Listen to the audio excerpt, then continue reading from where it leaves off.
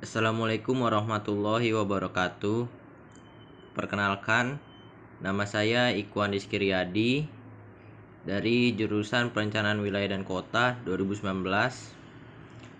Di sini saya akan menjelaskan sebuah presentasi pada mata kuliah Pendidikan Pancasila sesi 14, yaitu tentang transformasi penerapan nilai-nilai Pancasila dalam kehidupan berbangsa dan bernegara.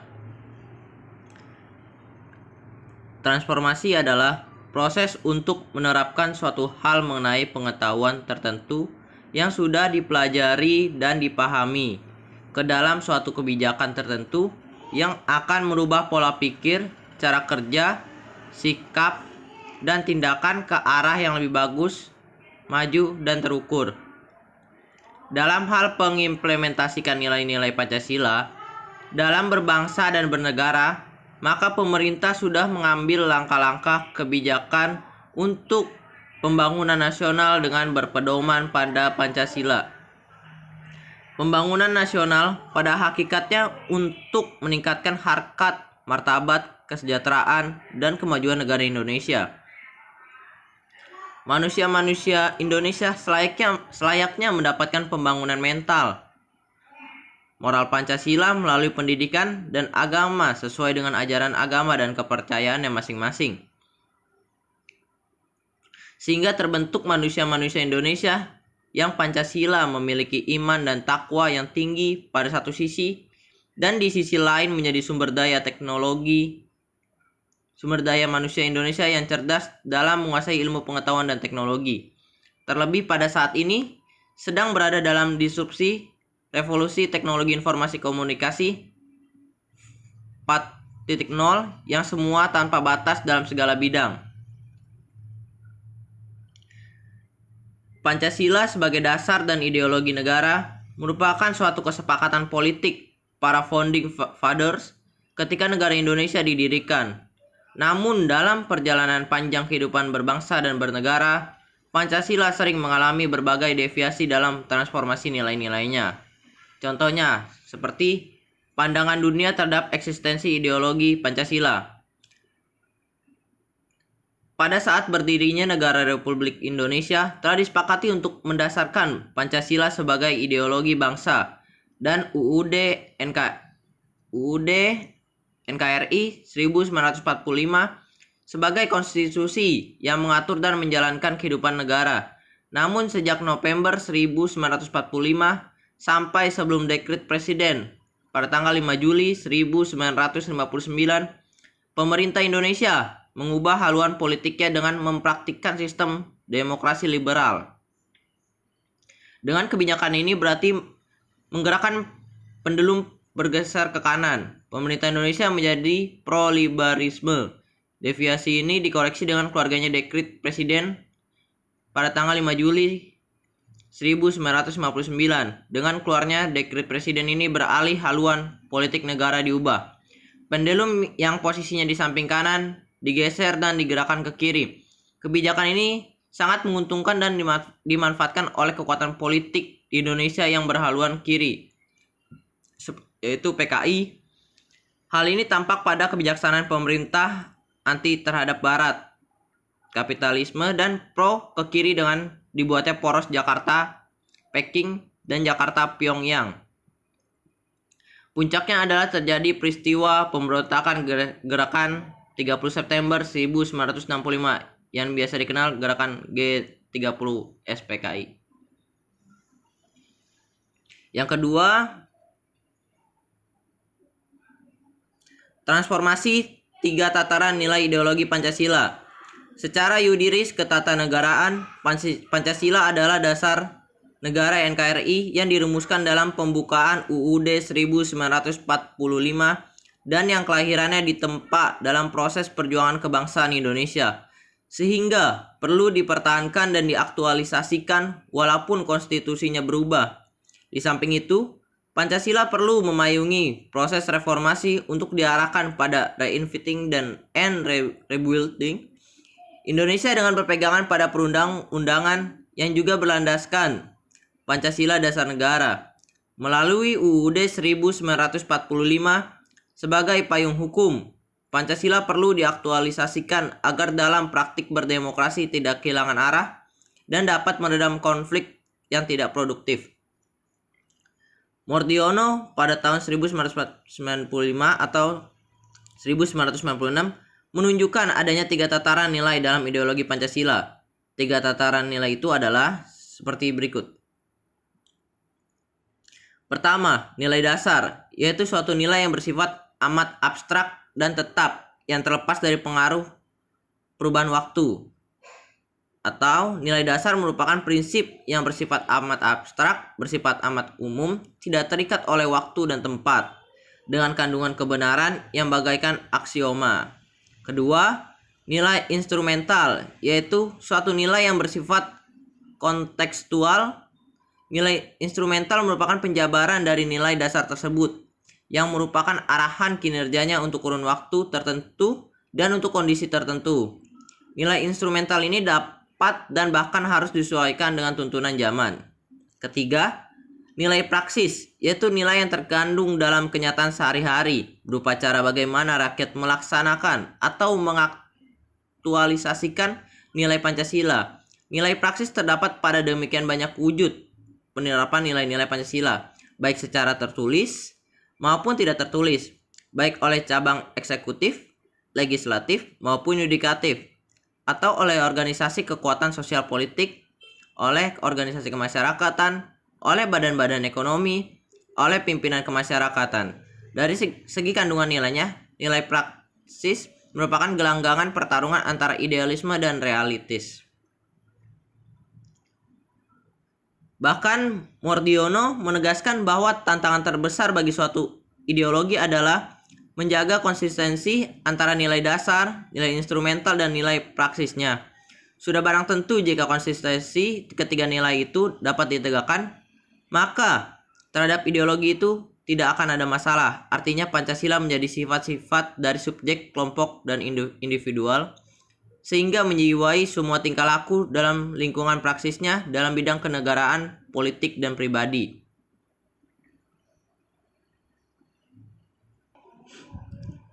Selanjutnya, Drikarya menjelaskan proses pelaksanaan ideologi Pancasila dengan gambaran gerak transformasi Pancasila formal sebagai kategori tematis berupa konsep atau teori, menjadi kategori imperatif berupa norma-norma, dan kategori operatif berupa praktik hidup. Proses transformasi berjalan tanpa masalah apabila tidak terjadi deviasi atau penyimpangan yang berupa pengurangan, penambahan, dan penggantian. Transformasi nilai Pancasila dituntut selalu mengalami pembaharuan. Hakikat pembaharuan adalah perbaikan dari dalam dan melalui sistem yang ada, atau dengan kata lain, pembaharuan dengan menggandaikan adanya dinamika internal dalam diri Pancasila. Menggunakan pendekatan teori Aristoteles bahwa di dalam diri Pancasila sebagai pengada realitas mengandung potensi, yaitu dasar kemungkinan dinamik. Potensi dalam pengertian ini adalah kemampuan real subjek, dalam hal ini Pancasila, untuk dapat berubah. Mirip dengan teori N. Whitehead, setiap satuan aktual sebagai aktus termasuk Pancasila terkandung daya kemungkinan untuk berubah. Jika dikaitkan dengan aktualisasi nilai Pancasila, maka pada dasarnya setiap ketentuan hukum dan perundang-undangan pada segala tingkatan sebagai aktualisasi nilai Pancasila atau transformasi kategori tematis menjadi kategori imperatif harus terbuka terhadap peninjauan dan penilaian atau pengkajian tentang keterkaitan dengan nilai dasar Pancasila. Permasalahan pokok dalam aktualisasi Pancasila adalah bagaimana wujud realisasinya, yaitu bagaimana nilai-nilai Pancasila yang universal itu dijabarkan dalam bentuk-bentuk norma yang jelas dalam kaitannya dengan tingkah laku semua warga negara dalam bermasyarakat, berbangsa, dan bernegara, serta dalam kaitannya dengan segala aspek penyelenggaraan negara. 3. Objektif dan subjektif aktualisasi Pancasila. Aktualisasi Pancasila dapat dibedakan atas 2 macam, yaitu aktualisasi Pancasila objektif dan subjektif. 1. Aktualisasi Pancasila yang objektif. Aktualisasi Pancasila objektif, yaitu aktualisasi Pancasila dalam berbagai bidang kehidupan kenegaraan yang meliputi kelembagaan negara antara lain legislatif, eksekutif, maupun yudikatif. Kedua, aktualisasi Pancasila yang subjektif. Aktualisasi Pancasila subjektif adalah pelaksanaan Pancasila dalam setiap pribadi, perorangan, setiap warga negara, setiap individu, setiap penduduk, setiap penguasa, dan setiap orang Indonesia dalam aspek moral dalam kaitannya dengan hidup negara dan masyarakat. Selanjutnya, penjabaran nilai-nilai moral atau aktualisasi subjektif yang terkandung pada setiap sila dalam Pancasila. 1. Sikap dan perilaku menjunjung tinggi nilai-nilai ketuhanan. Melaksanakan kewajiban pada Tuhan Yang Maha Esa sesuai kepercayaan masing-masing. 2. Membina kerjasama dan tolong-menolong dengan pemeluk agama lain sesuai kondisi di lingkungan masing-masing. Ketiga, mengembangkan toleransi antar umat beragama menuju kehidupan yang serasi, selaras, dan seimbang. Keempat, tidak memaksakan suatu agama dan kepercayaan terhadap Tuhan Yang Maha Esa kepada orang lain. Sila kedua yaitu sikap menjunjung tinggi nilai-nilai kemanusiaan. Terbagi menjadi 4, yaitu yang pertama, memperlakukan manusia sesuai dengan harkat dan martabat sebagai ciptaan Tuhan. Kedua, mengakui persamaan derajat, hak, dan kewajiban tanpa membedakan suku, keturunan, agama, gender, status sosial, dan lain-lain. Ketiga, mengembangkan sikap saling mencintai sesama manusia, tenggang rasa, dan tidak semena-menanya terhadap orang lain. Keempat, gemar melakukan kegiatan kemanusiaan. Dan selanjutnya, sila ketiga, yaitu sikap dan perilaku menjunjung tinggi nilai-nilai persatuan Indonesia. Terbagi menjadi 4. Yang pertama, sanggup dan rela berkorban untuk kepentingan bangsa dan negara jika suatu saat diperlukan. Kedua, mencintai tanah air dan bangga terhadap bangsa dan negara Indonesia. Ketiga, mengembangkan persatuan Indonesia atas dasar Bhinneka Tunggal Ika. Keempat, memajukan pergaulan demi persatuan dan kesatuan bangsa.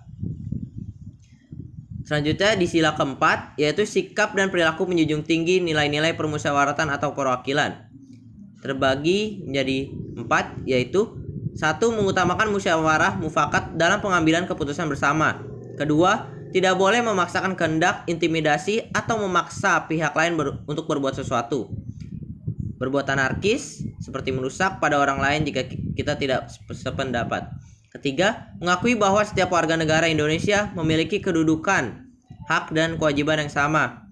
Keempat, memberikan kepercayaan kepada wakil rakyat yang terpilih untuk melaksanakan musyawarah dan melaksanakan tugasnya dengan sebaik-baiknya. Selanjutnya, di dalam sila kelima, yaitu sikap menjunjung tinggi nilai-nilai keadilan sosial. Yang pertama, mengembangkan sikap gotong royong dan kekeluargaan dengan lingkungan masyarakat sekitar. Kedua, tidak melakukan perbuatan yang dapat merugikan kepentingan orang lain atau umum, seperti mencoret-coret tembok atau pagar sekolah atau sarana umum lainnya, seperti contoh atau kata lain vandalisme. Ketiga, suka bekerja keras dalam memecahkan atau mencari solusi atas suatu masalah, baik pribadi, masyarakat, bangsa maupun negara. Keempat, suka melakukan kegiatan dalam rangka mewujudkan kemajuan yang merata dan berkeadilan sosial melalui karya nyata seperti melatih tenaga produktif untuk terampil dalam sablon, perbengkelan, teknologi tepat guna, membuat pupuk kompos, dan sebagainya. Selanjutnya, memahami latar belakang historis pada konseptual Pancasila dan UUD 1945 merupakan suatu bentuk kewajiban bagi setiap warga negara sebelum melaksanakan nilai-nilainya dalam kehidupan bermasyarakat, berbangsa, dan bernegara. Kewajiban tersebut merupakan konsekuensi formal dan logis dalam kedudukan kita sebagai warga negara, karena kedudukan Pancasila sebagai dasar negara.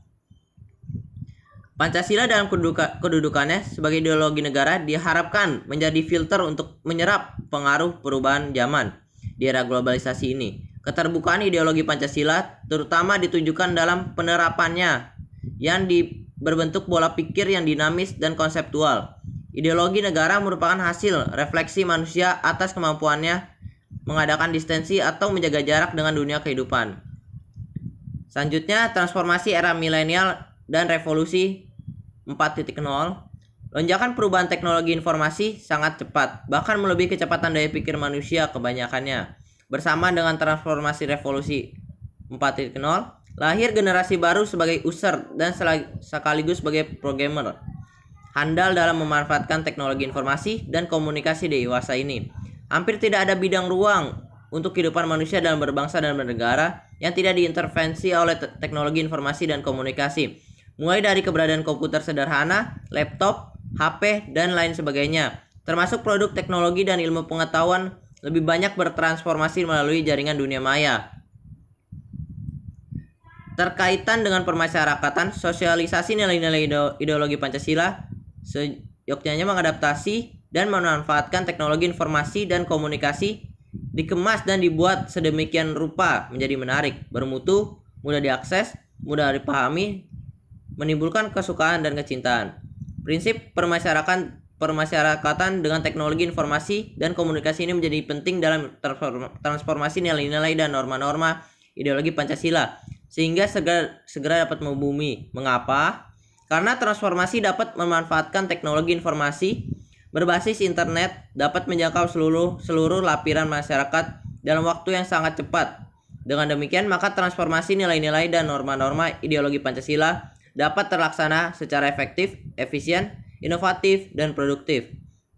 Ada langkah-langkahnya sebagai berikut, yaitu: pertama, buat kurikulum pembelajaran ideologi Pancasila yang dengan mengadaptasi teknologi informasi komunikasi berbasis internet.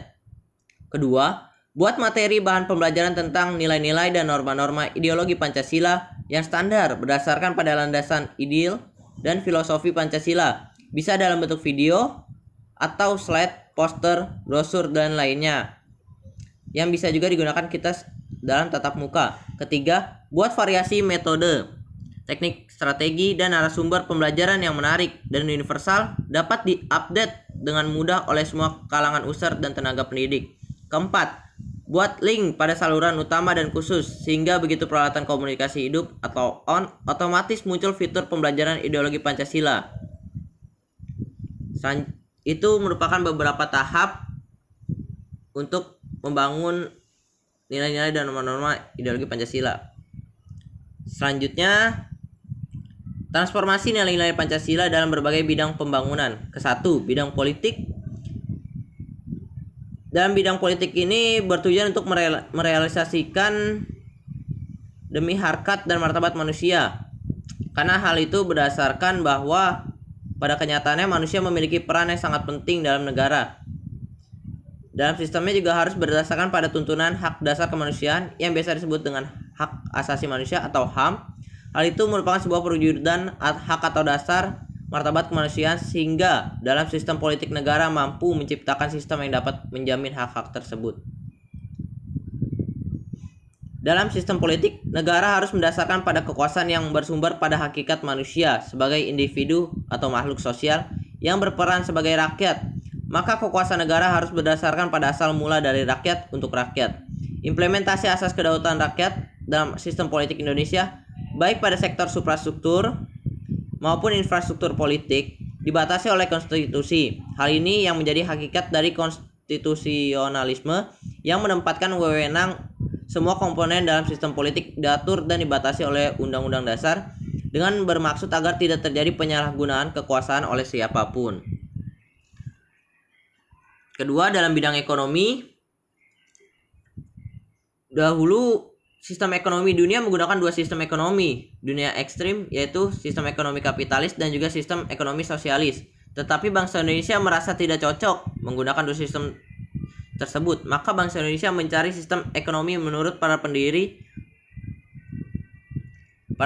cocok untuk diterapkan di Indonesia. Sistem ini biasa kita sebut dengan sistem ekonomi rakyat.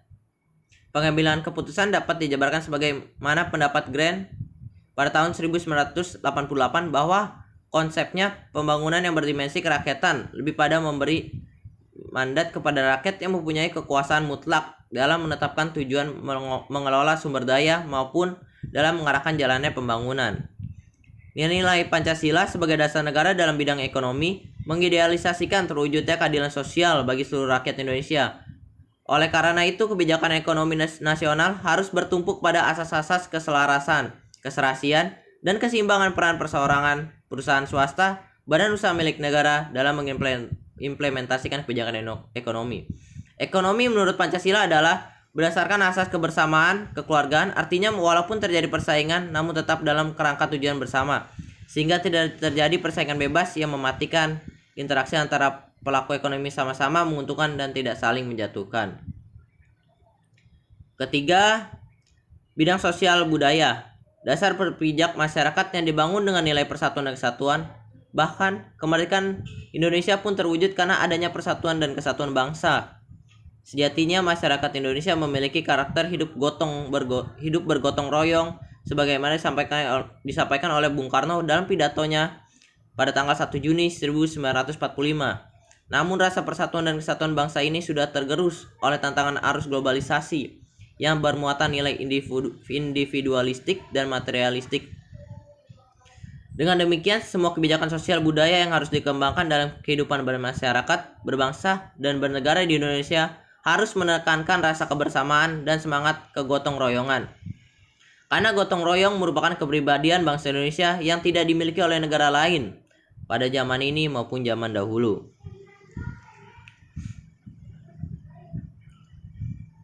Keempat, bidang hukum. Salah satu tujuan negara Indonesia adalah melindungi segenap bangsa Indonesia dan seluruh tumpah darah Indonesia. Dari tujuan tersebut, dapat kita simpulkan bahwa negara Indonesia didirikan untuk melindungi rakyat Indonesia, sedangkan negara Indonesia itu tidak hanya pemimpin dan pejabat negara saja, tetapi rakyat Indonesia secara keseluruhan. Karena hal itu, maka keamanan merupakan syarat tercapai kesejahteraan warga negara. Dasar-dasar kemanusiaan yang beradab merupakan basis moralitas pertahanan dan keamanan negara. Dengan demikian, pertahanan dan keamanan negara harus mendasarkan pada tujuan demi terjaminnya harkat dan martabat manusia. Peranan Pancasila sebagai margin of operation di bidang hukum akan mewarnai segala subsistem di bidang hukum, baik di dalam substansi hukum yang bernuansa law making process, struktur hukum yang banyak bersentuhan dengan law enforcement, maupun budaya hukum yang berkaitan dengan law awareness. Peranan Pancasila sebagai margin of operation yang mengendalikan kontekstualisasi dalam dan mengimplementasinya terjadi pada saat dimantapkan dalam pembukaan UUD 1945 pada saat 4 kali proses amandemen. Kedua, pada saat merumuskan HAM dalam hukum positif Indonesia. Ketiga, pada saat proses internal di mana the founding fathers menentukan urutan Pancasila.